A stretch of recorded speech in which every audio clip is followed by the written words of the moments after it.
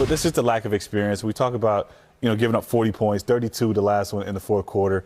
Just not enough discipline to win the game. Let's hear what Coach Chris Finch has to say. This is just provides us with the foundation to keep moving forward. We know what this experience can do for us heading into the off season, what we got to do better, our habits, with our roster, everything. This is a really, really good team down the hallway. They don't beat themselves. We don't have that in us yet, but that's okay in the sense that we're still learning, and playing in these high leverage situations is is huge for us. I thought composure wise, again, we showed it in our shot selection in the fourth. It's baked in our DNA right now, and we have to learn from this, and we're not all just gonna be able to save the day, but moving forward, we'll learn, and we'll have hopefully grown from it. Was that the biggest frustration, just that it seems like this followed the same pattern? Yeah, we're nothing of if not consistent. Every single game we've lost to them this season has been the same, not just this series. Sometimes you are who you are, and it doesn't.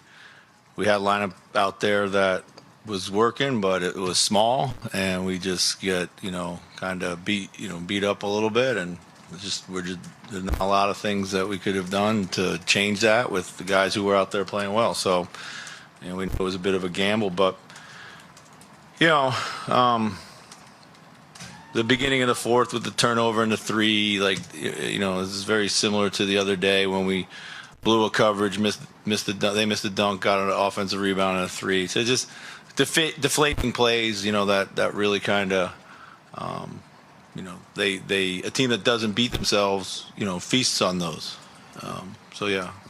See a 21-year-old and a 20-year-old like Jaden and Ant play like this in big moments. Does that, give you a lot of hope for what's coming around the corner here? Oh, no doubt. We're excited about our team. We're excited about our young core. For those guys to be in their second season in the playoffs and be able to experience this and whet their appetite for what these games mean and how you have to play in them and how you need to prepare for them.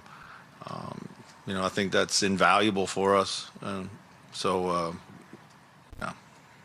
Yeah, Chris, you were pretty much shouting these fourth quarter issues from the rooftops from the beginning of the season. But is this why you need to play playoff series? Because sometimes it's a take that for players to say that is a big problem. The great thing about all of this is that it's all about exposure. Everybody gets exposed at the highest level for their weaknesses, their flaws. There are things that they have to learn and grow, and myself included, and what we need to do, how we need to construct our team, and and the best path for us still is our internal growth, which is the exciting part with Jaden and Ant, and the performance that they can leave the season on tonight. Chris, you talked before the season with Carl and how this season was about for him kind of getting back on track, getting to this place and proving that he's one of the best players in this league.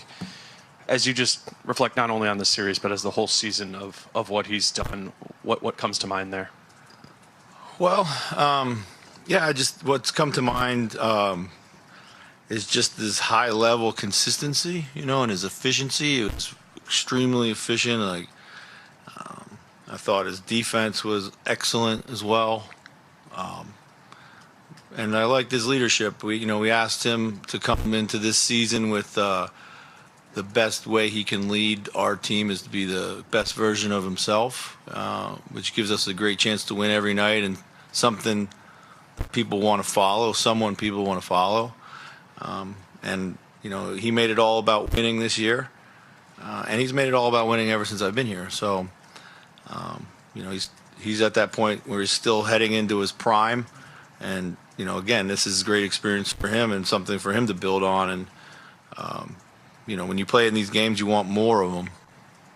So, Chris, you went with Jordan down the stretch there in the last few minutes over D'Lo. Was it more of what Jordan was doing than what D'Lo wasn't? And what do you need to see from D'Lo in the future to kind of expand what you need him to do? Yeah, I mean, for sure, Jordan, we just had a lot of pop with him out there. He was able to get to the heart of the defense, create pace. That was huge for us. D'Lo, had a great season for us, and he, had a hard time settling into this series. And I thought he was going to set up for a really good half. He started the half well.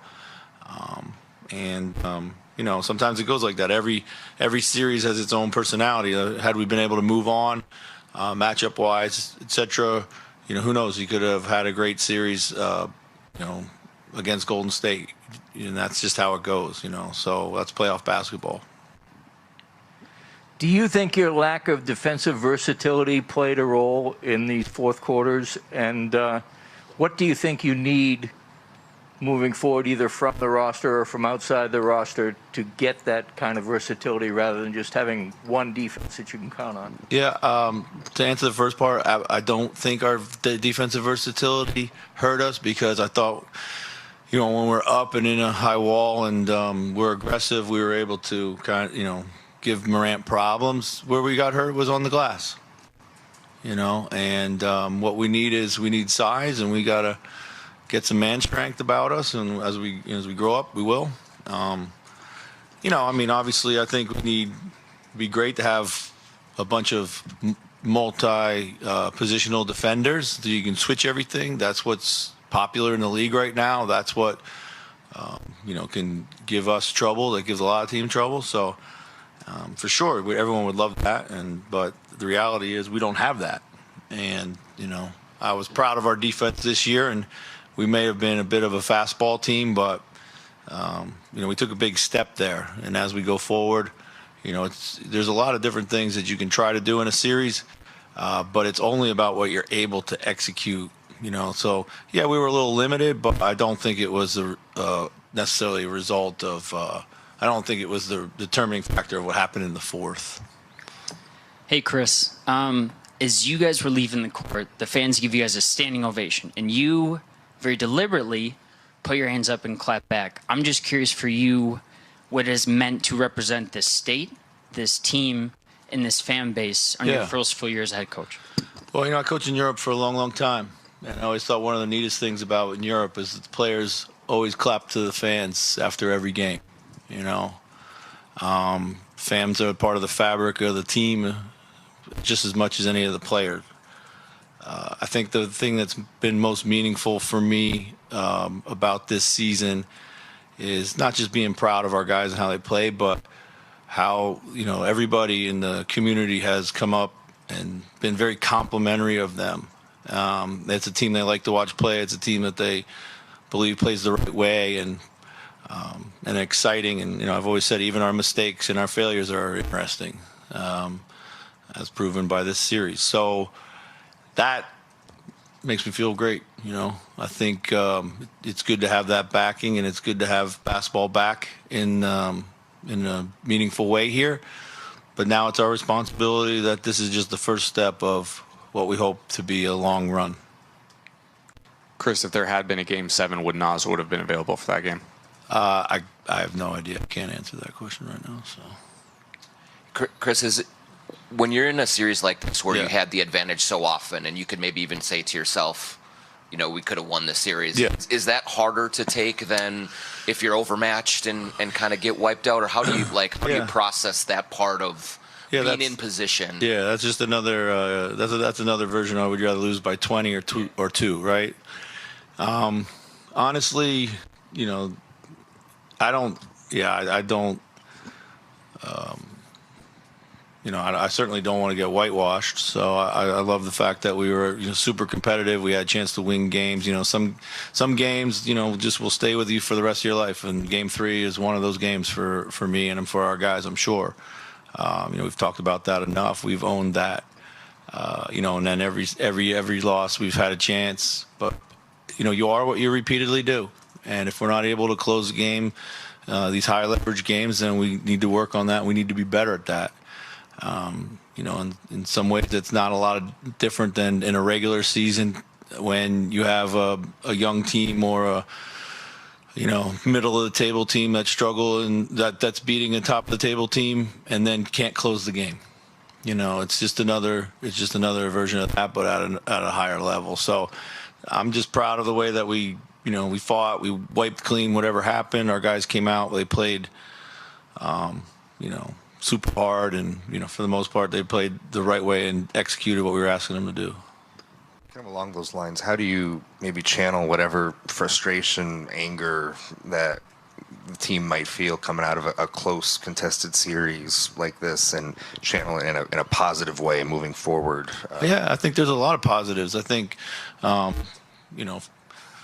first of all, I hope we are, a bit angry and a bit, a little bit disappointed. And I hope that fuels us. I thought that alone should be a positive thing. That's what this being a competitor is all about. But yeah, we can go into the summer and we know what does Ant need to do to close games? What does that look like? What does Cat need to do to close games? Like, what do we need? We talked about defensive versatility. How do we develop those things? Like, you heard me say this before. Like, the last 40 games that I was able to spend with this team last year was actually the genesis of this season, because we were able to take what we learned and put it into play after a summer of strategizing and thinking and and coming up with what our philosophy was going to look like. It's no different right now. Like, what is it that we need to do better? Like, if you want to repeat in the Western Conference, which is going to be tougher, you got to play a more consistently high level than we did at times this year. And we learned that through these types of environments, so. Along those lines, Chris, is composure something that automatically comes with time and experience, or is that something that needs to be drilled in or added? Yeah, I think you would hope it comes with time and experience and being in these situations again and again. That's where we absolutely have to get better. But it also, has to come within the individual themselves. They got to find it within themselves. And that's it's a maturity. We have, we have a lot of young guys, and if you look through the roster, like, they probably haven't played in a lot of meaningful basketball games even in their college careers. So this is the most fun that they've probably had playing basketball. It's just it ends not the way we want it to, but I'm very, very proud of them. Okay, thank you guys. Yep.